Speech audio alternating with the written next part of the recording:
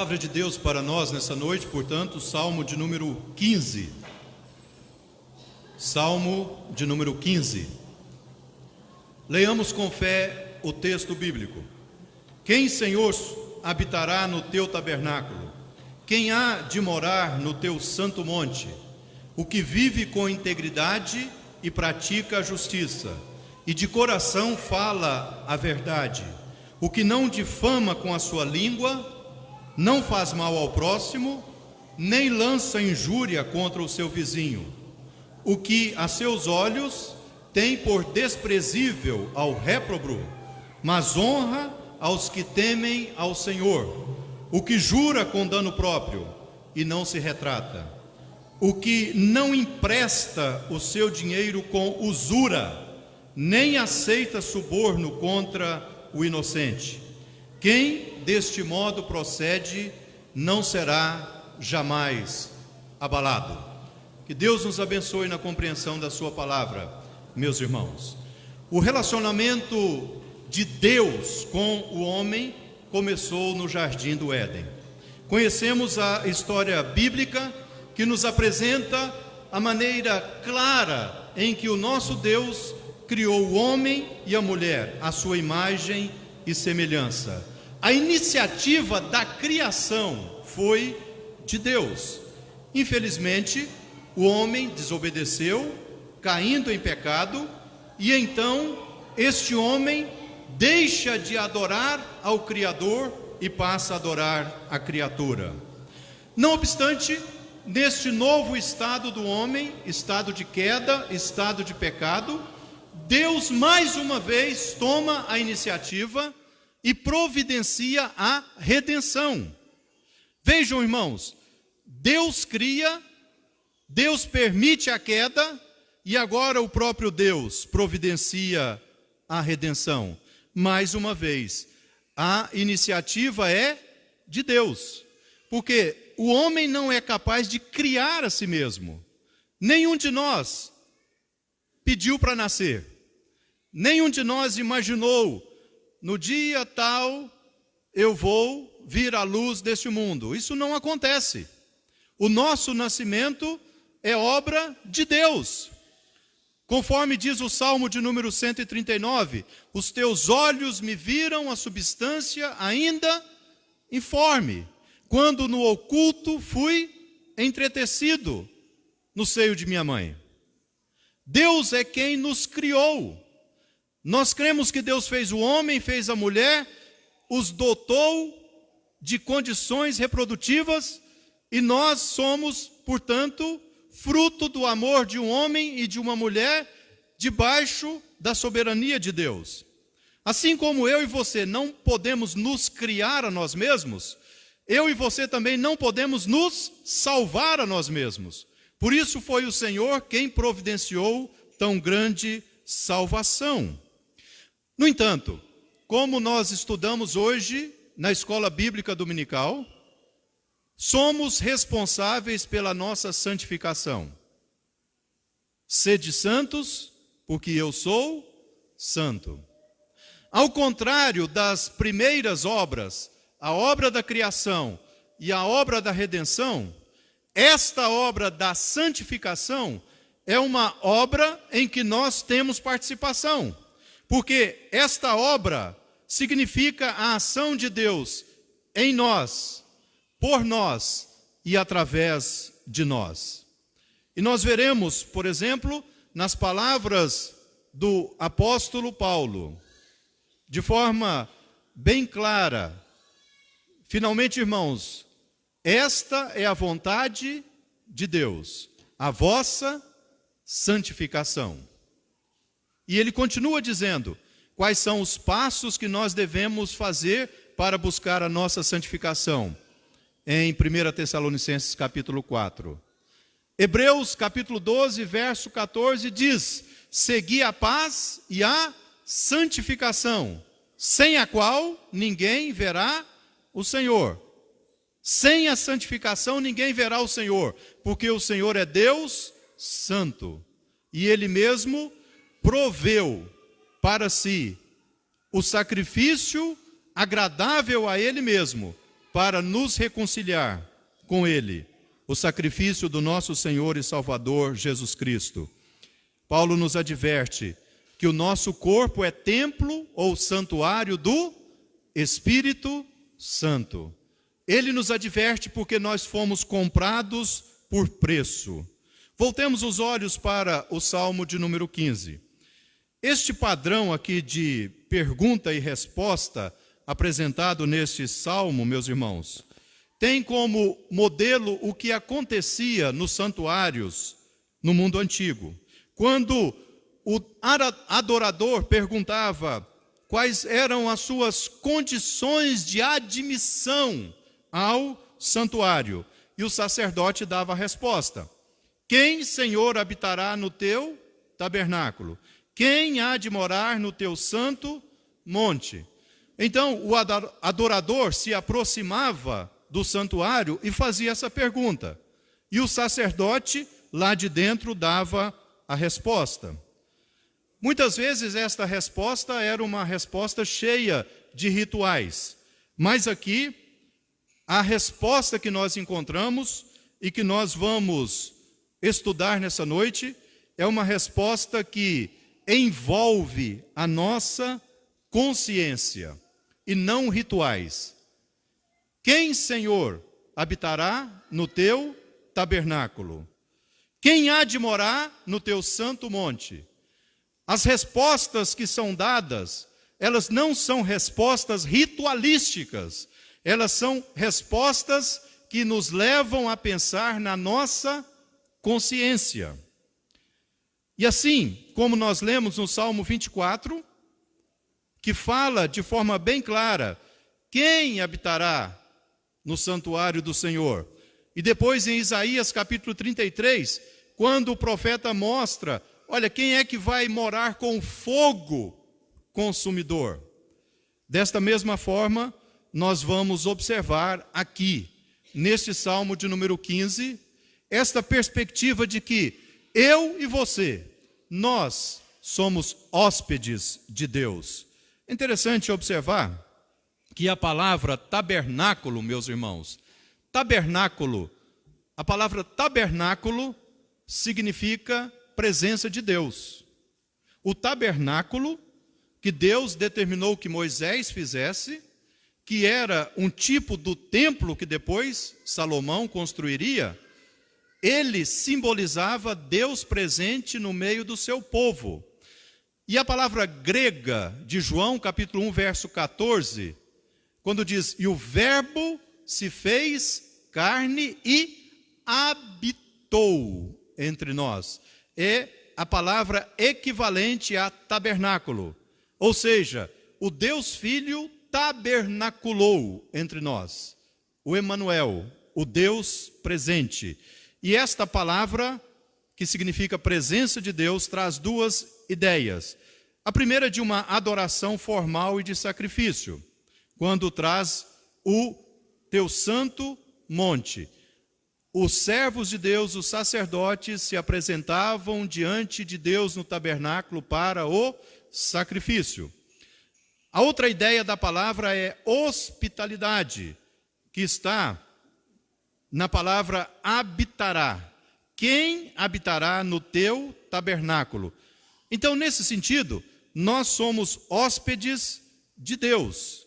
E eu gostaria de pensar, olhando para este texto, examinando este texto do Salmo 15, sobre este assunto.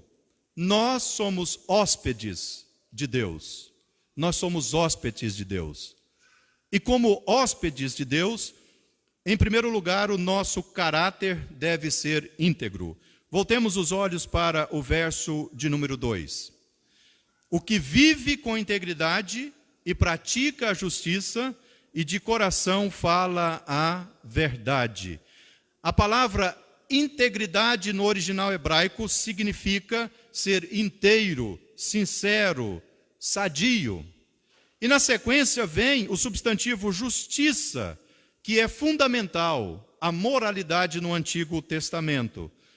Infelizmente, não é a mesma realidade do mundo em que nós vivemos. Por quê? A ideologia do prazer próprio chamada ideologia hedônica, o hedonismo, nos ensina que se algo nos dá prazer e felicidade, está certo. Não importa se é justo ou se não é justo. Contudo, não é assim que acontece na nossa vida.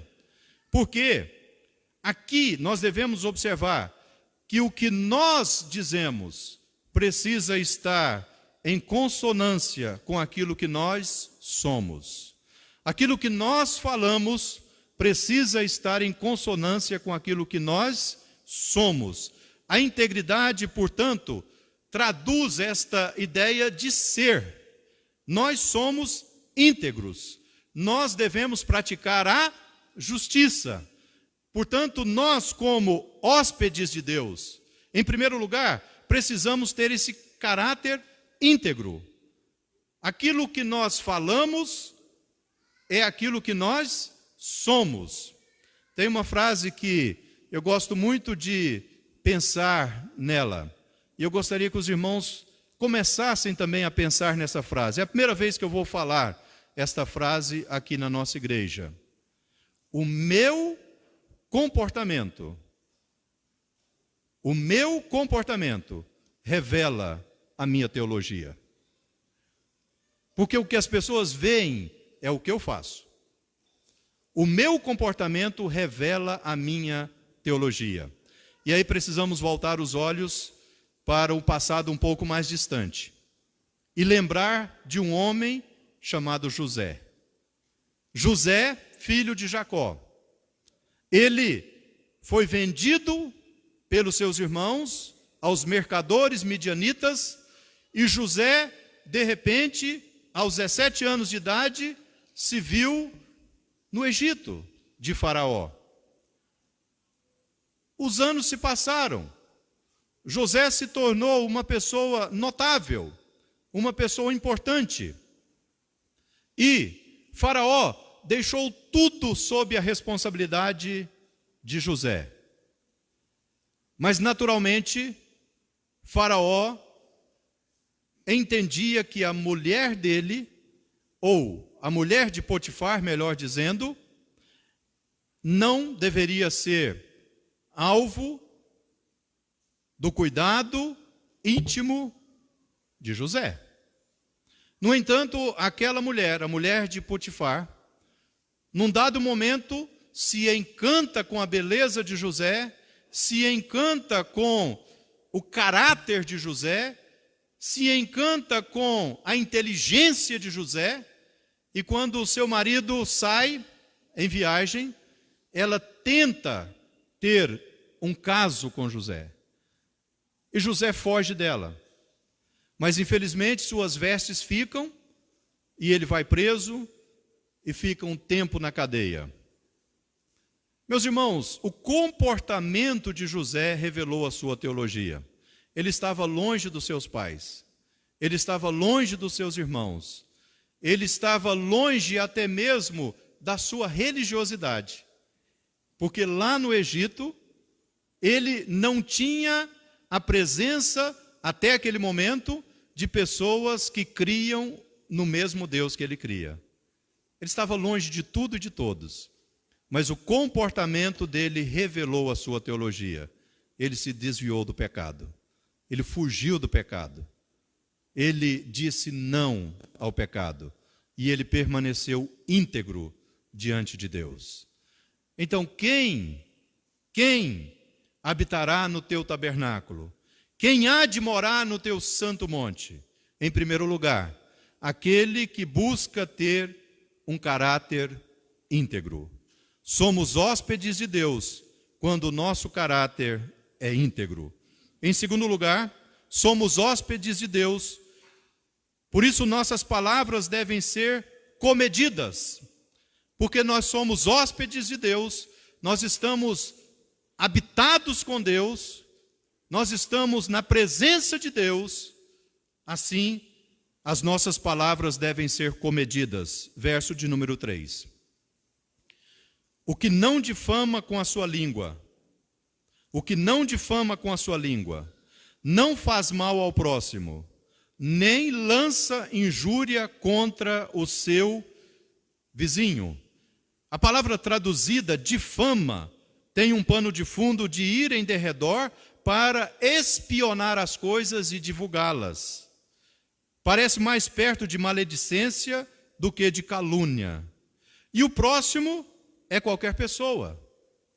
Se nós nos ocupamos em injuriar, se nós nos ocupamos em falar mal de quem quer que seja, nossas palavras não estão sendo comedidas.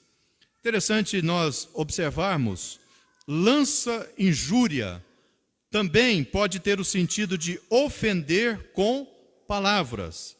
Pegar algo desonroso para remexer nele de modo desnecessário. Porque é exatamente isso que acontece. Quando nós não colocamos guarda na nossa boca, nós somos tentados, no momento de indignação, de ira, de raiva de outra pessoa, a remexermos alguma coisa do seu passado e lançarmos isso para que as pessoas tenham conhecimento. Diz a história que Lutero, o reformador alemão, foi convidado para estar numa casa, e naquela casa havia uma pessoa endemoniada. E então Lutero foi orar para que Deus libertasse aquela pessoa do demônio. E diz a história que aquele demônio, naquele momento, decidiu listar todos os pecados de Martinho Lutero. E foi falando. Quando ele terminou, Lutero disse: isso tudo é verdade, mas eu quero te dizer uma coisa, o sangue de Jesus me purificou de tudo isso. Ele é o meu advogado junto ao Pai. Ele é a propiciação pelos meus pecados. Então, em nome de Jesus, sai. Todos nós temos um passado, meus irmãos, porque todos nós somos pecadores. É muito fácil alguém querer lançar por aí alguma coisa negativa a respeito da nossa vida, porque todos nós somos pecadores. Desde coisas negativas pequenas, como coisas negativas maiores. Mas aquele que é hóspede de Deus, esse não mexe nessas coisas. Diz a Escritura aqui, em Provérbios de número 10, verso 2: o ódio excita contendas, mas o amor cobre todas as transgressões. O amor cobre todas as transgressões. O que traz o assunto à baila separa os maiores amigos. O que passou, passou. Nós não temos que ficar trazendo isso de volta e lançando injúria. Em terceiro lugar, somos hóspedes de Deus, por isso nossa lealdade deve ser definida. E aí nós vamos observar o verso de número 4.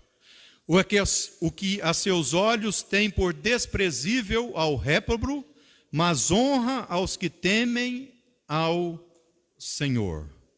Honra aos que temem ao Senhor. O que à primeira vista pode ser uma atitude farisaica, na verdade, na realidade, é uma atitude de lealdade. Observemos.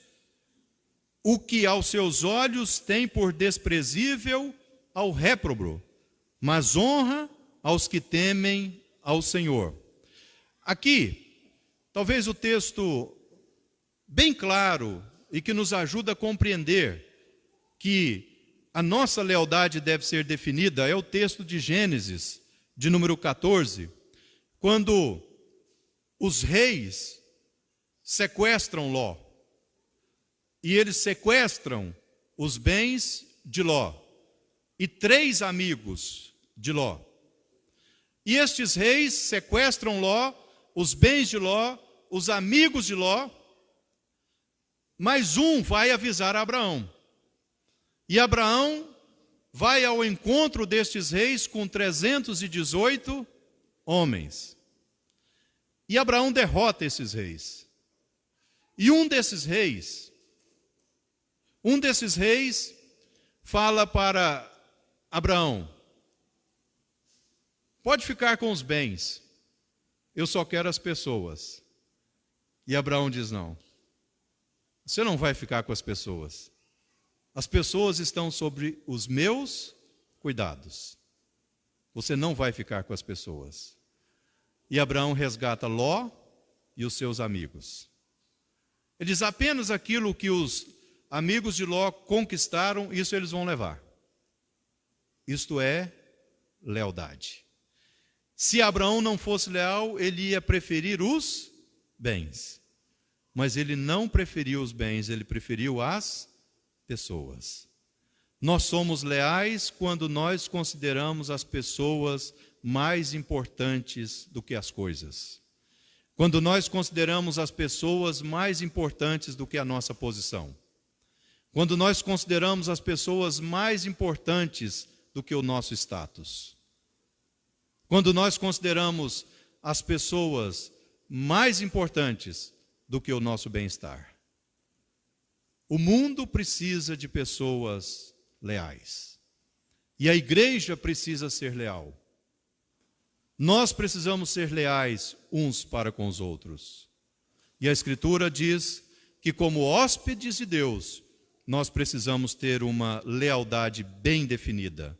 Em quarto lugar, o hóspede de Deus é aquele que os seus tratos são honrosos. E aí, o final do verso 4 e também o verso 5 vai nos mostrar como que nós tratamos as coisas com honradez. O final do verso 4 diz: o que jura com dano próprio e não se retrata, o que não empresta o seu dinheiro com usura, nem aceita suborno do inocente. Aqui nós vamos observar, meus irmãos, que o dano é próprio e não de outra pessoa. O que jura com dano próprio não se retrata. Nós observamos que um personagem do Velho Testamento e um personagem do Novo Testamento, eles fizeram o voto. E eles tiveram que jurar com dano próprio. Não. Eles juraram com o dano de outra pessoa. O primeiro personagem foi Jefté. Quem pagou a conta foi a sua filha. O outro personagem foi o rei Herodes. Quem pagou a conta foi João Batista. É muito fácil quando nós juramos com o que é do outro, né? Quando nós fazemos compromisso com o que é do outro. Mas a Escritura está dizendo que aquele que é hóspede de Deus, ele tem um trato honroso, ele jura com dano próprio. Hoje em dia, não é mais assim, na proporção que eu vou dizer. Mas o irmão Sócrates, outros irmãos que estão aqui, da área do banco, da contabilidade, da área financeira, sabem que, anos atrás, a inflação era muito alta. Antes do Plano Real, em 94, a inflação era muito alta. E era muito comum, por exemplo, numa negociação de um lote. Vamos pensar. Alguém está vendendo um lote, né, Domilson, para uma pessoa. Em 92, vamos imaginar, um lote custava 100 mil cruzeiros. 100 mil cruzeiros. Então eu combinava com o Paulo, eu vou vender o meu lote para o Paulo por 100 mil cruzeiros. Mas passava 1, 2, 3 dias, o lote valia 200 mil. Daqui a pouco ele valia 300 mil. Aí vinha o Danilo e dizia: eu te pago os 300. Eu chegava para o Paulo: você vai me desculpar, mas eu não vou mais vender o lote. Mentira. E aí eu venderia o lote para o Danilo. Isso é pecado. A Escritura diz que mesmo que o Danilo me oferecesse 500 mil cruzeiros naquela época, eu tinha que manter a minha palavra com o Paulo, porque eu tenho que jurar com dano próprio. Não na mesma proporção, mas infelizmente nos dias atuais isso também acontece. As pessoas atravessam os negócios porque, infelizmente, nós vivemos como brasileiros que somos, sempre a filosofia da lei de Gerson. Dário já me contou umas histórias. A gente vive essa filosofia. Qual é a filosofia da lei de Gerson? Levar vantagem sobre tudo. Nós queremos ganhar tudo. Nós queremos dizer que fizemos um excelente negócio. E podemos fazer excelentes negócios. Mas nós temos que aprender a ser honrosos nos nossos tratos. O que falamos é o que falamos. Se nós perdermos, nós vamos perder, porque nós temos que jurar com dano próprio. A Escritura diz também que é possível, meus irmãos, é possível que nós voltemos atrás em algumas situações. Por exemplo, numa situação de avalista. A Bíblia diz que aquele que avaliza o outro tem que ter condições de pagar a conta pela qual ele está se responsabilizando. E a Escritura diz, lá em Provérbios, que de repente você, na melhor das intenções, quis ajudar o seu amigo, mas você chega em casa, pensa bem, não é? E agora, desculpem as irmãs, é o Dia Internacional da Mulher, mas vocês desfazem, né? O marido conta e a mulher desfaz. E aí você vai precisar no outro dia bater na porta do seu amigo e falar: você vai me desculpar, mas eu não vou poder te avalizar não. Primeiro porque eu não tenho condições de pagar a sua dívida, caso você não pague. E segundo porque eu tenho uma obrigação com meu cônjuge e ela não concorda. Isso é possível. Nós podemos nos retratar nessas situações. Não há problema. O que nós não podemos fazer é voltar atrás para levar vantagem. Em último lugar, meus irmãos, aliás, antes disso, é preciso explicar o verso de número 5, a parte B. Porque no trato honroso, nós não podemos emprestar o nosso dinheiro com usura e nem aceitar suborno contra inocente.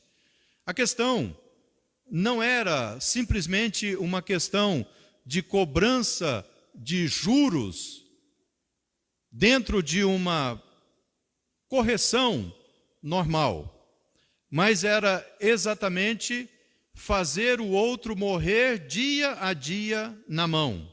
E aí, nesse sentido, não podia vender comida e querer cobrar juros. Não podia cobrar juros altos das colheitas dos irmãos. E continua sendo desse jeito.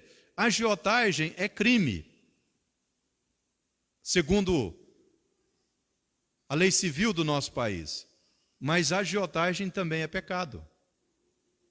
Não quer dizer que você não possa socorrer o irmão no momento e fazer uma pequena correção da poupança, alguma coisa assim. Isso não tem problema. O que nós não podemos é aproveitar da situação do outro para matá-lo dia a dia. Isso é que é usura. Mas, em último lugar, é preciso entender que, como hóspedes de Deus, o nosso lugar está garantido. Quem deste modo procede não será jamais abalado. Esse pensamento, ele está além das boas-vindas. Quem, Senhor, habitará no teu tabernáculo? Quem, Senhor, há de morar no teu santo monte? Está muito além de simplesmente entre. Não, isso vai muito além, porque na realidade, esta admissão que eu e você temos de estarmos na presença de Deus como hóspedes de Deus, não é porque Deus descobre alguma coisa em mim ou em você. Não é. Mas é porque Ele cria em nós esta condição. E como que Deus cria em nós esta condição? Ele cria em nós essa condição pela justificação através da obra do nosso Senhor e Salvador Jesus Cristo, que um dia dirá: vinde benditos para o reino que vos está preparado desde a fundação do mundo. Agora então eu quero fazer um trocadilho. já partindo para a conclusão, nós somos hóspedes de Deus, mas ao mesmo tempo nós somos hospedeiros de Deus, porque o Espírito Santo de Deus habita no nosso coração. E esse Espírito Santo que habita no nosso coração, ele nos torna hospedeiros de Deus. Por isso que o nosso corpo é o santuário do Espírito. Por isso que a igreja tem a figura de um edifício que está sendo levantado para a habitação de Deus no Espírito. Nós somos hospedeiros. Nós carregamos no nosso coração a presença maravilhosa do nosso Deus. Por isso, meus irmãos, nós devemos, diante dessas verdades que a palavra de Deus nos ensina, termos os nossos olhos e os nossos ouvidos atentos, para que as nossas vidas sejam, a cada dia, mais e mais dedicadas ao Senhor. Não nos esqueçamos jamais que carregamos dentro de nós a presença maravilhosa do nosso Deus. Sejamos fiéis a Ele com o nosso viver diário, dando sempre um bom testemunho na nossa casa, no trabalho, na escola, na faculdade, na igreja, na família extensiva e por onde quer que andemos. Vejam como isso é maravilhoso. Nós fomos aceitos à presença de Deus por conta da obra maravilhosa de Cristo Jesus na cruz do Calvário. E agora, além de sermos hóspedes de Deus, de estarmos na presença dEle, nós somos hospedeiros dEle, porque Ele está no nosso coração. E como disse um colega, o reverendo Ronaldo Vasconcelos, a igreja é o templo do Senhor. Porque a igreja abriga a presença do Senhor. Que Deus nos ajude, meus irmãos. Que Deus nos ajude a entendermos que, de fato, nós somos agraciados. E que nós continuemos, então, nesta dinâmica de vivermos na presença do Senhor e, ao mesmo tempo, de vivermos com a presença do Senhor.